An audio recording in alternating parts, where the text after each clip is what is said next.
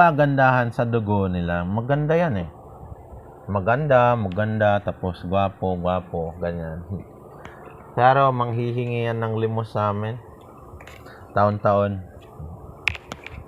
Manglilimos.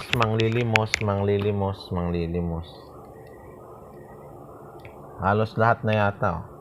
Kinan mo, pinag-aral yata yan ni Mera. Pinapunta yan ng FEU, saka UP, hindi kinaya ng utak. Oh, pinag-aral yata yan ni Mera eh. Para makapag Kasa inuna yung libog. Yung katin ng libog. Nag-live-in. Dugo nga naman. Ang kagandahan, noong year 2023, binaliw nila kami ng harap-harapan. So sabi ko,